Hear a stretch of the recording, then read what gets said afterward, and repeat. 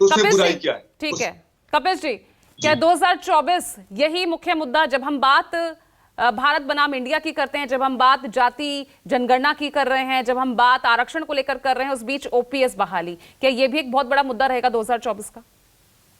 पूजा जी, इसमें कोई डाउट ही नहीं है कि ओल्ड पेंशन स्कीम एक बहुत बड़ा मुद्दा है और निश्चित तौर पे ये इंडिया का मुद्दा होगा, इंडिया का विजन होगा। और ये कोई एहसान नहीं है किसी, क्योंकि हमारा संविधान ही इस बात को कहता है कि हम एक कल्याणकारी राज्य की अवधारणा के तहत स्थापित हुए हैं।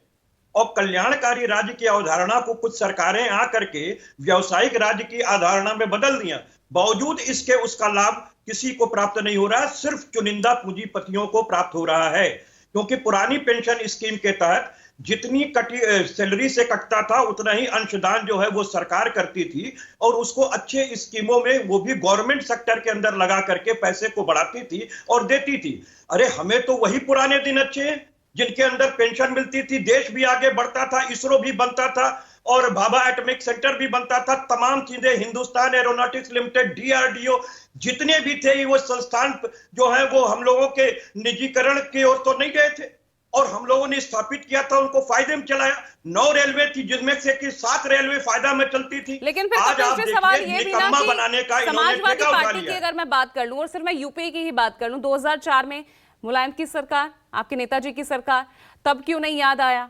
तभी एनपीएस लागू हुआ। 2013 में आपकी सरकार रह चुकी है, तब क्यों नहीं याद आया? तब क्यों विरोध नहीं किया? पूजा जी, विरोध की बात नहीं है। जिस तरीके से अटल बिहारी जी की सरकार ने इस एनपीएस न्यू पेंशन स्कीम लेकर के आई थी, उस समय यह कहा गया था कि यह मार्केट के हवाले होगा, तो इसमें बेहतरीन प्रोजेक्ट सामने आएंगे और निश्चित तौर पे यह पहले से ज्यादा पेंशन देगी। लेकिन जब जैसे जैसे काल बीता वो सब पता चल गया कि ये चुनिंदा पूंजीपतियों को लाभ पहुंचाने के गरज से किया गया है, क्योंकि जो 10% का अंशदान सरकार का है, जो 14% का सैलरी का है, वो उठा करके एक प्राइवेट कंपनी को दे दिया जाता है मार्केट के हवाले करने के लिए, और उसमें भी बहुत बड़ा स्कैम है। मैं आपको इस दावे के साथ कह सकता हूं कि अगर वही पैसों को सरकारी कंपनियों में इन्वेस्ट करके उससे पैसा बढ़ाया जाए जैसे पहले होता था, कभी देश की इकोनॉमी बढ़ी है, देश की इकोनॉमी घटी नहीं है कभी।